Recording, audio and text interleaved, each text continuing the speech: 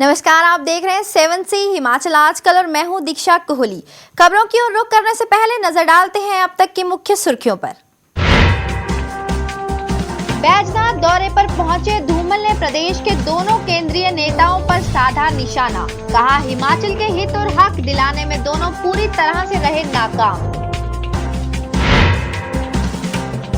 मंडी rally में अरसे बाद साथ साथ एक मंच पर दिखाई दिए वीरभद्र और कौल सिंह। दोनों ने किसी तरह के मन और मतभेद से किया इनकार। हंगरम घाटी के निवासी 4 बिजली प्रोजेक्टों के खिलाफ हुए एकजुट। कहा, परियोजनाओं से होगा इलाके का प्रदूषण। सरकार को भी दी उग्र प्रदर्शन की चेतावनी। सदियों पुरानी पारंपरिक खातरियां साबित हो रही हैं पेयजल का बहुमूल्य स्रोत। हमीरपुर निवासी अभी भी पानी के लिए कर रहे हैं इनका सदुपयोग। अब खबरें विस्तार से। मुख्यमंत्री प्रेम कुमार धूमल सोमवार को बैजनाथ दौरे पर पहुंचे, जहां उन्होंने प्रदेश के 2 केंद्रीय मंत्रियों को आड़े हाथों लिया। धूमल ने कहा कि दोनों ही मंत्री प्रदेश को उसका हक दिलाने में पूरी तरह से नाकाम रहे हैं।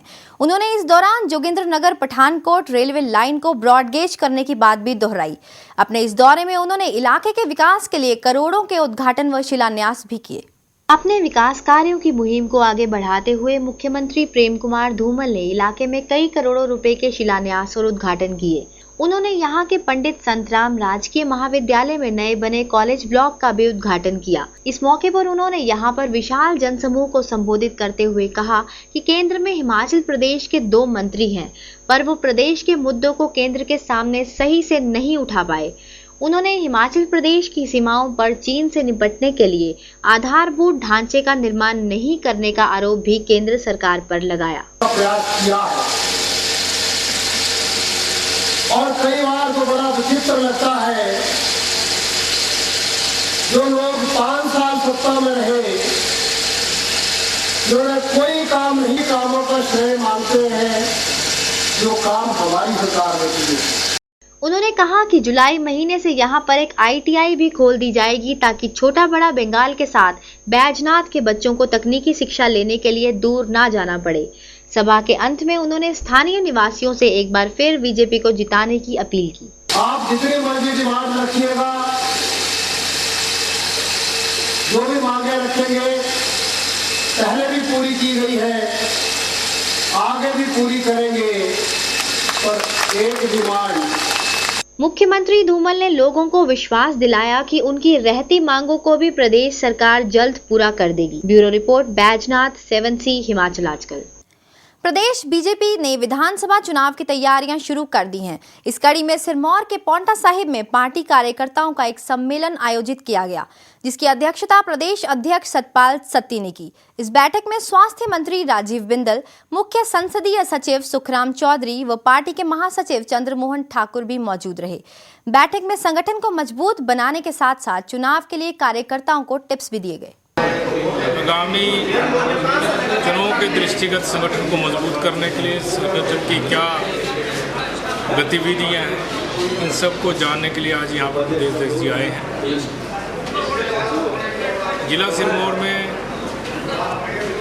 पिछले 4 वर्ष में जिस तरह से माननीय प्रोफेसर प्रेम कुमार धूमल जी ने काम किया है, भारतीय जनता पार्टी का कार्यकर्ता आज बेसब्री से आने वाले विधानसभा के चुनाव की इंतजार कर रहे हैं। आज जिला सिरमौर अन्य जिलों की भांति विकास में आगे बढ़ा है। एक लंबे अरसे के बाद केंद्रीय मंत्री वीरभद्र सिंह व प्रदेश कांग्रेस अध्यक्ष कौल सिंह ठाकुर मंडी की परिवर्तन रैली के दौरान एक ही मंच पर दिखाई दिए। दोनों ने साथ आकर हाईकमान से लेकर आम पार्टी कार्यकर्ताओं को एकजुटता का सबूत दिया और किसी भी तरह के मत और मतभेद को नकारते हुए कांग्रेस को फिर से सत्ता में लाने की जनता से अपील की। परिवर्तन रैली के बहाने ही सही, आखिरकार काफी समय के बाद पूर्व मुख्यमंत्री वीरभद्र सिंह और प्रदेश कांग्रेस अध्यक्ष कौल सिंह ठाकुर एक मंच पर दिखाई दिए। दोनों ने मंच से एकजुटता का सबूत दिया और वर्करों को आने वाले विधानसभा चुनाव के लिए तैयारी करने का आह्वान किया। इस मौके पर केंद्रीय मंत्री वीरभद्र सिंह ने कहा कि प्रदेश का अगला मुख्यमंत्री कौन बनेगा ये कोई मुद्दा ही नहीं, केवल मकसद पहले पार्टी को पूर्ण बहुमत हासिल करवाना है। हिमाचल का मुख्यमंत्री होगा ये तो आगे की बात है। सबसे पहली बात तो है भाई, पहले 40-45 सीटें तो लाओ, सोचा जाएगा कौन मुख्यमंत्री होगा। पहले से ही ख्याली पुलाव पकाने से कुछ नहीं होगा। पहले कांग्रेस को मजबूत करो, सब इकट्ठे मिलकर चलें, कदम से कदम मिलाकर चलें, एक मकसद हो, एक निशाना हो, तब हम अपनी मंजिल पर निश्चित रूप से पहुंचेंगे। इस मौके पर अपने गृह जिले की जनता को संबोधित करते हुए कौल सिंह ठाकुर ने कहा कि सीएम पद को लेकर कोई विवाद नहीं और इसका फैसला पार्टी आला कमान ही करेगी। मुख्यमंत्री का कोई झगड़ा नहीं है। मुख्यमंत्री कांग्रेस पार्टी जो है लोकतंत्र में विश्वास रखती है। जब हमारे विधायक चुन करके आएंगे, विधायक बैठ करके फैसला करेंगे, कांग्रेस हाई कमांड के जो वजीर आते हैं वो फैसला करेंगे और अंतिम फैसला जो है श्रीमती सोनिया गांधी जी का होगा कि कौन हिमाचल प्रदेश का मुख्यमंत्री होगा। इसमें किसी को कोई किस्म का शक नहीं होना चाहिए। दरअसल एक मंच पर वीरभद्र सिंह और कौल सिंह को आना ही था। कारण है कि हाईकमान ने दोनों के पिछले दिनों आए एक दूसरे के खिलाफ बयानों की कड़ी प्रतिक्रिया ली है। इस संबंध में प्रदेश के 5 बड़े नेताओं को दिल्ली तलब भी किया गया है। फिलहाल दोनों ने साफ कर दिया है कि सीएम पद की कोई लड़ाई नहीं और पार्टी हर हाल में सत्ता पर काबिज होना चाहती है। मंडी से अंकुश सूद, 7C हिमाचल आजकल। धूमल सरकार को घोटालों और भ्रष्टाचार के मुद्दे पर घेरते हुए कांग्रेस ने कहा कि बीजेपी सरकार पूरी तरह से भ्रष्टाचार में डूबी हुई है। धर्मशाला, पालमपुर और चंबा में पार्टी के तरफ से आयोजित प्रेस कॉन्फ्रेंस में पार्टी पदाधिकारियों ने कहा कि सीएम धूमल के दौरे का मकसद लोगों को झूठे आश्वासन देना है, जिससे प्रदेश में विकास की गति धीमी पड़ चुकी है। धूमल के आजकल कांगड़ा प्रवास को लेकर कांग्रेस पार्टी ने उन पर किसी न किसी रूप से निशाना साधा। इस संबंध में पालमपुर में सुलह ब्लॉक कांग्रेस कमेटी की बैठक मारंडा में हुई, जिसकी अध्यक्षता ब्लॉक अध्यक्ष PS धीमान ने की। उन्होंने कहा कि सीएम धूमल के दौरे का मकसद महज लोगों को झूठे वादे करना है, क्योंकि सरकार पूरी तरह से घोटालों में घिरी हुई है। हमारे यहाँ सुलह विधानसभा क्षेत्र में भी मुख्यमंत्री महोदय का जो दौरा हुआ, यह भी बहुत ज़्यादा जिसे कहा जा सकता है कि जनता में बहुत एक निराश हुई है जनता कि ये जो धूमल साहब ने यहाँ पर आकर जो यहाँ की जनता को अपेक्षा थी कि भाई हम सुलह में विकास कार्य की प्रगति और भी हम जो है लाएंगे, मगर उसमें कुछ ऐसी चीज़ नहीं दिखी। सिर्फ लोगों को इकट्ठा करने के लिए एक झूठे प्रलोभन जनता को दिए गए। इसी तरह धर्मशाला में राजीव गांधी पंचायती राज संगठन के जिलाध्यक्ष मनोज कुमार ने कहा कि बीजेपी सरकार भूमि और खनन माफिया प्रदेश की खुली लूट में लगी हुई है और सरकार इन्हें अपना पूरा संरक्षण दे रही है। उन्होंने कहा कि अगर हाईकमान उन्हें धर्मशाला विधानसभा सीट से उतारती है तो वो पूरी तरह से तैयार है। राजीव गांधी पंचायती राज संगठन ने जनसंपर्क अभियान में पाया है कि भारतीय जनता पार्टी की इस सरकार से जनता जो है महंगाई, भ्रष्टाचार और बेरोजगारी से और जन विरोधी नीतियों से तंग आ चुकी है। भारतीय जनता पार्टी इतनी डूबी हुई है कि वो भू माफिया, वन माफिया और ये खनन माफिया के दबाव में काम कर रही है। मैं जरूर, मेरी अगर कांग्रेस पार्टी ने मुझे अगर जिम्मेवारी दी तो इस जिम्मेवारी को मैं जरूर और बखूबी निभाऊंगा। चंबा में प्रदेश कांग्रेस कमेटी के प्रवक्ता दीपक शर्मा ने कहा कि 4 साल के कार्यकाल में धूमल सरकार ने सिर्फ घोटाले ही किए। राज्य की सार्वजनिक वितरण प्रणाली के तहत ही करीब 500 करोड़ रुपए का घोटाला सामने आया है। उन्होंने प्रदेश की कीमती भूमि को बेचने का भी आरोप लगाया। विधानसभा चुनाव को देखते हुए कांग्रेस हर फ्रंट पर अब बीजेपी को घेरती हुई नजर आ रही है, लेकिन अंतिम मोहर तो जनता को ही लगानी है। ब्यूरो रिपोर्ट, 7C हिमाचल आजकल। अनाडेल मैदान पर सियासत के दौर में पहले प्रदेश सरकार और अब शिमला नगर निगम भी कूद गया है। निगम अब मैदान की 12 बीघा जमीन सेना से वापस चाहता है। इस संबंध में निगम के कमिश्नर MP सूद ने कहा कि अगर सेना ने उन्हें जमीन नहीं लौटाई तो कानूनी कार्रवाई की जाएगी। बता दें कि 1955 में सेना को ये भूमि 20 साल की लीज पर दी गई थी, पर 1985 के बाद से सेना ने ना तो लीज बढ़ाई ना ही पैसा दिया। अन्नाडेल मैदान पर पहले सेना और सरकार आमने सामने हुई और अब इस मैदान को वापस पाने की जंग में शिमला नगर निगम भी कूद गया है। सेना के खिलाफ मोर्चा खोलते हुए निगम ने अब सेना से अपनी 12 बीघा जमीन वापस मांगी है। इस संबंध में नगर निगम आयुक्त MP सूद ने कहा कि अन्नाडेल मैदान के पास की जमीन को निगम ने 1955 में 20 साल की लीज पर सेना को दिया था, लेकिन सेना ने 1985 के बाद से ना तो लीज की अवधि को आगे बढ़ाया और ना ही लीज के पैसे का भुगतान किया। अब जबकि मामला सुर्खियों में आया तो सेना ने लीज का 4000 रुपए का चेक भेजा, जिसे निगम ने वापस लौटा दिया।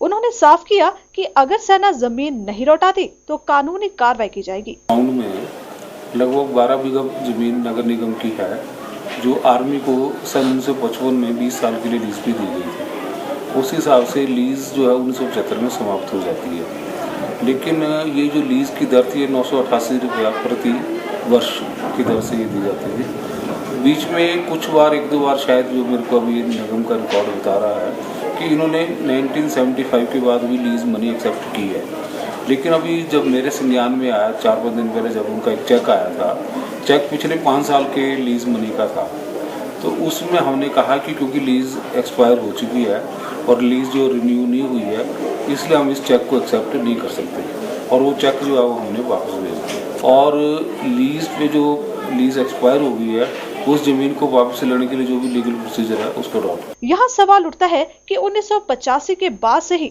जब सेना ने लीज की अवधि आगे ना बढ़ाकर पैसे जमा नहीं करवाए, तो क्या पहले शिमला नगर निगम कुंभकर्णी नींद सो रहा था, जो कि अब मामला गर्म होता देख जागा है। दूसरा, बीजेपी सरकार ने तो अपने पुराने शासनकाल में भी इस मुद्दे को केंद्र की वाजपेयी सरकार के पास उठाया था, तो क्या उस समय भी निगम को लीज की बात याद नहीं आई थी, जो कि अब इतने समय के बाद अचानक से याद आकर बात अब कानूनी कार्रवाई तक पहुंच गई। जगमोहन शर्मा, शिमला, 7C हिमाचल आजकल।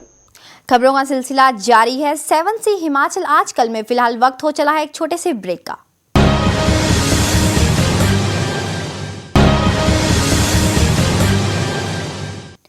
ब्रेक के बाद एक बार फिर आपका स्वागत है 7C हिमाचल आजकल में। प्रदेश में यातायात के नियमों को ठेंगा दिखाकर मालवाहक वाहनों में लोगों को ढोकर कीमती जिंदगियों से सरेआम खिलवाड़ किया जा रहा है। ट्रक, ट्रैक्टर, ट्रालियों व अन्य मालवाहक वाहनों में सफर करते लोगों को देखा जा सकता है। इन वाहनों के दुर्घटनाग्रस्त होने के कारण पहले भी बड़ी संख्या में लोग अपनी जान गंवा चुके हैं, पर विडंबना ये है कि प्रशासन इन वाहनों पर कार्यवाही करने में पूरी तरह से असफल है।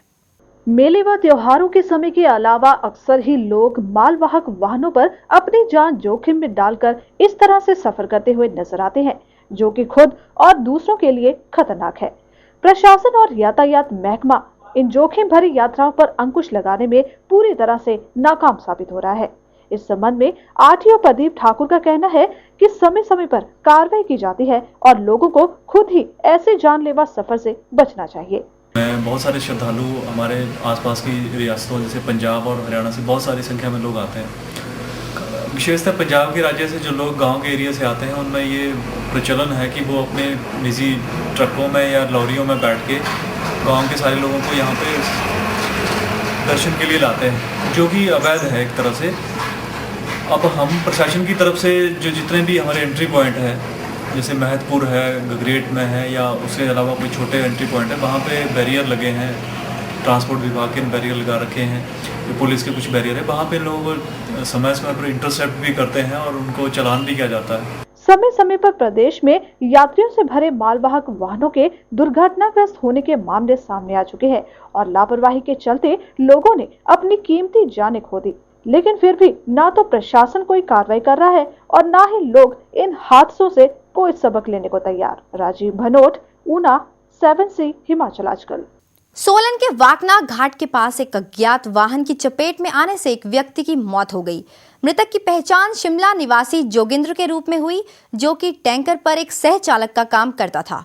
मौके पर पहुंची पुलिस ने शव को पोस्टमार्टम के लिए भेजकर मामले की जांच शुरू कर दी है। पानी के टैंकर पर काम करने वाले 26 साल के जोगिंद्र की यहां वाकना घाट में मौत हो गई। सोमवार सुबह एक गाड़ी की चपेट में आने से ये हादसा शिव मंदिर के पास हुआ। बताया जा रहा है कि सड़क पर खड़े टैंकर से पानी खाली करने जा रहे जोगिंद्र को एक अज्ञात वाहन ने टक्कर मार दी, जिससे मौके पर ही उसकी मृत्यु हो गई। इस संबंध में कंडाघाट पुलिस को सूचना दी गई, जिसके बाद मौके पर SHO व DSP सोलन सुशील शर्मा पहुंचे। मीडिया से बात करते हुए उन्होंने बताया कि शव का पोस्टमार्टम कर अगली जांच शुरू कर दी गई है। 8:30 और 9 बजे के बीच में कंट्रोल रूम को सूचना मिली थी कि वाकना घाट शिव मंदिर के नज़दीक एक मृत व्यक्ति पड़ा है। तुरंत ही पुलिस स्टेशन कंडाघाट के SHO और अन्य टीम ने रश किया। यहाँ आने पर यह मालूम होता है प्राइमा फेसाई कि इस व्यक्ति को, जिसका नाम जोगिंदर पुत्र निर्माराम, गांव मणौत, पोस्ट ऑफिस भौंट, जिसकी आयु करीब 26 साल थी, वो किसी व्हीकल ने हिट कर दिया है, जिसके कारण इसकी मृत्यु हो गई है। आगामी कार्रवाई कानूनी प्रावधानों के अनुसार की जा रही है। शिमला निवासी जोगिंद्र की मौत के बाद परिवार में मातम का माहौल छा गया। फिलहाल पुलिस ने मामला दर्ज कर वाहन की तलाश तो शुरू कर दी है, पर सड़क हादसे की भेंट फिर एक कीमती जान चढ़ गई। Bureau report, Solan, 7C Himachal आजकल। किन्नौर के हंगरंग घाटी में बनने वाले 4 विद्युत परियोजनाओं के विरोध में स्थानीय लोग सड़कों पर उतर आए हैं। लोगों का कहना है कि ये घाटी भारत तिब्बत सीमा के पास होने के साथ पूरी तरह से शीत मरुस्थल है। परियोजनाएं लगने से इसके वातावरण में प्रदूषण बढ़ेगा, जबकि यहाँ पर पहले से ही ऑक्सीजन की काफी ज्यादा कमी है। इसी से चिंतित ये लोग सरकार के फैसले का खुलकर विरोध कर रहे हैं। सरकार ने निजी क्षेत्र की सहभागिता से हंगरंग घाटी में 4 बिजली परियोजनाओं के निर्माण का फैसला लेने के साथ ही इसके निर्माण का काम भी शुरू कर दिया है, लेकिन इस काम के लिए यहाँ के स्थानीय लोगों को विश्वास में नहीं लिया गया। यहाँ के निवासियों ने इन परियोजनाओं के विरोध में एक जोरदार प्रदर्शन कर लॉन्ग मार्च भी निकाला। घाटी वासियों का कहना है कि तिब्बत सीमा से सटे होने के कारण इस इलाके में बिजली परियोजनाओं का बनना सामरिक दृष्टि से ठीक नहीं। यही नहीं, परियोजनाओं के निर्माण में पहाड़ों के कटान से भी प्रदूषण भी काफी फैलेगा। पहले से ही पेड़ों की कमी होने से यहाँ पर ऑक्सीजन की काफी कमी है और इस शीत मरुस्थल में पेयजल की भी किल्लत है। इन लोगों का कहना है कि इस क्षेत्र की प्रकृति से किसी को भी छेड़छाड़ नहीं करने दी जाएगी। हमारे विचार से बिल्कुल ये प्रोजेक्ट बनने नहीं देना चाहिए, क्योंकि साइंटिफिक तौर पर भी हमारे यहाँ पर ट्री लाइन्स नहीं हैं, जो कि बिल्कुल इसके अनुकूल नहीं है। और हमारे जो स्नो लाइन्स थे, आज से 10-15 साल पहले जो हमारे स्नो लाइन्स बिल्कुल नज़दीक होते थे, आज बहुत दूर चले गया है। अगर इस प्रोजेक्ट के बनने से प्रदूषण बढ़ेगी और वार्मिंग बढ़ेगा, जिस वजह से ग्लेशियर बहुत ऊपर चले जाएगा, तो कल को आने वाले समय में हमें पानी के लिए तरसना पड़ेगा। दूसरे हिसाब से जो हमारे हंगरंग वैली जो डेजर्ट एरिया है, यहाँ इस तरह की प्रोजेक्ट का होना बहुत नुकसानदायी हो सकता है। दूसरा, हमारा ये बॉर्डर इलाके होने की वजह से इसमें बहुत सारे जो हमारे इससे नुकसान हो सकता है। इसलिए मैं यही चाहता हूँ कि इस तरह के प्रोजेक्ट हमारे हंगरंग वैली में ना बने। हंगरंग संघर्ष समिति ने ये प्रदर्शन सांकेतिक रूप से सरकार और प्रशासन को जगाने के लिए किया और आग्रह किया कि इस तरह सीमा क्षेत्र में इन प्रोजेक्टों का निर्माण न किया जाए। समिति मुताबिक अगर सरकार ने अपना फैसला नहीं बदला तो स्थानीय लोग और उग्र धरने प्रदर्शन करने से गुरेज नहीं करेंगे। शुक्ला कमेटी रिपोर्ट में ये साफ साफ बताया गया है कि 7000 फीट से ऊपर किसी प्रकार का प्रोजेक्ट नहीं बनना चाहिए और ये चीज़ वहाँ के अनुकूल नहीं है, और ख़ास करके ट्री लाइन से ऊपर प्रोजेक्ट बिल्कुल नहीं बनने चाहिए। आज आप देख रहे हैं हमारे ये जंगल बिल्कुल रेगिस्तान है, बिल्कुल कोल्ड डेजर्ट है। यहाँ किसी प्रकार का प्रोजेक्ट बनना अनुकूल नहीं है। पर वैसे ही ऑक्सीजन की कमी है, कई चीज़ ऑक्सीजन डेफिशिएंट एरिया है, हाई अल्टीट्यूड प्रॉब्लम है। तो यहाँ पर इस प्रकार के अंधाधुंध कंस्ट्रक्शन होना, प्रोजेक्टों का बनना, अंधाधुंध मशीनों का चलना, इस प्रकार का जो भी ये जो स्टेप्स ले रहे हैं, ये बिल्कुल अनुकूल नहीं है, फेवरेबल नहीं है लोगों के सेहत के लिए और लोगों के फ्यूचर के लिए। हिमाचल सरकार लगातार विकास के नाम पर इन इलाकों में परियोजनाओं को अपनी मंजूरी देती जा रही है। पर्यावरण प्रेमियों का कहना है कि पहले भी किन्नौर में जल विद्युत परियोजनाओं का लगातार विरोध होता रहा है और सरकार के कानों पर जूं तक नहीं रेंगती। दूसरी अंतर्राष्ट्रीय सीमा से सटे होने के कारण प्रदेश सरकार संभावित खतरे को भी नजरअंदाज कर रही है, जिस पर गहनता से विचार करने की जरूरत है। शिमला से जगमोहन शर्मा, 7C हिमाचल आजकल। हिमाचल प्रदेश पर्यटकों की पहली पसंद बन चुका है। यहाँ की हसीन वादियों का आकर्षण सैलानियों को इतना भाता है कि पिछले एक साल में प्रदेश में करीब 1 करोड़ 10 लाख पर्यटक भ्रमण के लिए पहुंच चुके हैं। पहाड़ी इलाकों के पर्यटक स्थलों पर इन सैलानियों का हुजूम उमड़ने से सरकार और पर्यटन उद्योग से जुड़े व्यवसायी भी खासे खुश हैं। सरकार ने ज्यादा से ज्यादा सैलानियों को खींचने के लिए वोल्वो बसें भी चलाई हैं। हिमाचल प्रदेश पर्यटकों की पहली पसंद बन गया है। यहाँ की हसीन वादियों का आकर्षण सैलानियों को इतना भाता है कि पिछले एक साल में प्रदेश में करीब 10 लाख भ्रमण के लिए पहुँचे हैं। पहाड़ी इलाकों के पर्यटक स्थलों पर इन सैलानियों का हजूम उमड़ने से सरकार और पर्यटन उद्योग से जुड़े व्यवसायी भी खासे खुश हैं। सरकार ने ज्यादा से ज्यादा सैलानियों को खींचने के लिए वोल्वो बसें भी चलाई हैं। अतिथि देवो भव, जी हाँ, देवभूमि हिमाचल प्रदेश की हसीन, शांत और मनमोहक वादियों में जो एक बार आ जाता है वो बार बार यहाँ आने की हसरत पाले ही फिर वापस अपने घर जाता है। इसी का ही नतीजा है कि प्रदेश में पर्यटन सीजन अब मौसमी न होकर पूरे साल चलता है। खैर, मैदानी इलाकों में सूरज देवता की तपिश बढ़ने के साथ ही सैलानियों का आना इन हिल स्टेशन पर शुरू हो गया है। इनमें से धर्मशाला, शिमला और मनाली सभी के मनपसंद पर्यटन स्थल है। बहुत अच्छा है, मतलब टूरिस्ट पॉइंट ऑफ व्यू से मतलब काफी चहल पहल है और देखने को बहुत कुछ है। मौसम बहुत अच्छा हो रखा है, काफी कुछ है। अभी और स्टे करेंगे तो देखेंगे और एंजॉय करते हैं। लक्कड़ बाजार है और भी चीज देखते हैं। सैलानियों की बढ़ती गिनती से पर्यटन विभाग भी फूले नहीं समा रहा। पिछले एक साल की बात करें तो प्रदेश के अलग अलग स्थलों पर 1 करोड़ 10 लाख से ज्यादा पर्यटक यहाँ पहुँचे हैं। पहुँचने में किसी तरह की कोई दिक्कत ना हो, इसके लिए परिवहन विभाग ने वोल्वो बसें भी आसपास के राज्यों से सीधे इन स्थलों तक चलाई है। हिमाचल प्रदेश में केवल अपने ही देश में नहीं बल्कि विदेशों में भी नाम अर्जित किया है। और मैं एक और सूचना देना चाहूँगी आज की, हमें एक और अवार्ड, 2 अवार्ड और मिले हैं। परसों ही एक बड़ी अंतर्राष्ट्रीय पत्रिका है लोनली प्लैनेट, उन्होंने भी हिमाचल को एडवेंचर टूरिज्म में बेस्ट डेस्टिनेशन का घोषणा की है। तो जब अवार्ड जो मिलते हैं वो काम करने पे मिलते हैं और काम जो है वो टीम से होता है। और हमने जो आज जो अध्याय जोड़ा है एचपीटीडीसी में 19 बसों का टोटल फ्लीट हो गया है। हम लोगों ने 2009 में 4 वॉल्वो बसें चलाई थी जो मनाली से दिल्ली के लिए और यहाँ से लिए। अब दिल्ली के लिए एक और चला दी है, 5 मनाली में बसेस और आ जाएंगी हमारे पास। सरकार की तरफ से लगातार इस उद्योग के लिए किए जा रहे बढ़िया प्रयासों के बलबूते ही आज पर्यटकों की गिनती 1 करोड़ से ऊपर छू चुकी है। इसी का ही नतीजा है कि हिमाचल प्रदेश को पर्यटन क्षेत्र में कई राष्ट्रीय पुरस्कारों से भी सम्मानित किया गया है। भूपेंद्र चौहान, शिमला, 7C हिमाचल आजकल। बड़ी बड़ी पेयजल परियोजनाएं लगाकर सरकार भले ही शहर और गांव में लोगों की प्यास बुझा रही हो, लेकिन हमीरपुर के कई गांवों की प्यास अभी भी पारंपरिक जल स्रोत ही बुझा रहे हैं। इन स्रोतों का नाम है खातरियां। टॉनी देवी व इसके आसपास के इलाकों में बड़ी गिनती में इन्हें देखा जा सकता है। सुबह शाम साफ पानी भर रहे लोग अपनी जरूरत के मुताबिक खातरियों का इस्तेमाल करते हैं। कह सकते हैं कि अपने आप में पूरा इतिहास संजोकर रख रही हैं ये खातरियां और आज भी पूरी तरह से ये प्रासंगिक है। पेश है जसबीर कुमार की ये खास रिपोर्ट।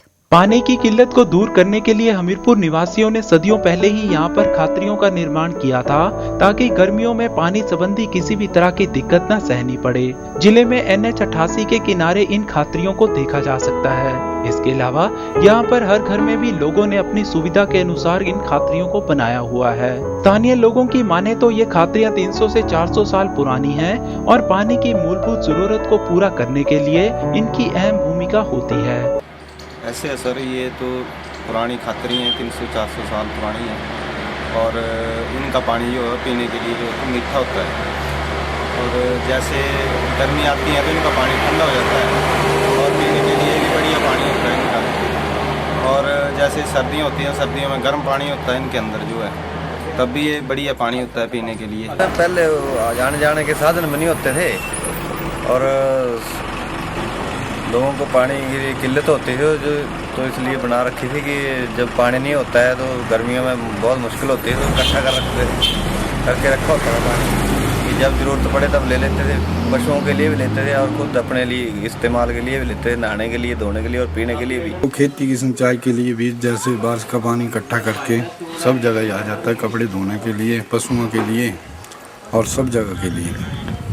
आजकल के समय में जबकि पानी के स्रोत कम होने के साथ साथ पेयजल की मांग दिन प्रतिदिन बढ़ती जा रही है, तो ये परंपरागत खातरियां पेयजल का एक अमूल्य साधन साबित हो रही हैं। बस जरूरत है इनको दुरुस्त कर सुरक्षित करने की, ताकि इनका उपयोग हमारी आने वाली पीढ़ियां भी इसी तरह कर सकें। जसबीर कुमार, हमीरपुर, 7C, हिमाचल आजकल। फिलहाल इस बुलेटिन में बस इतना ही। हिमाचल की ताज़ा तरीन खबरों के लिए देखते रहिए 7C हिमाचल आजकल। फिलहाल मुझे यानी कि दीक्षा कोहली को दीजिए इजाजत। नमस्कार। आप बने रहिए 7C के साथ।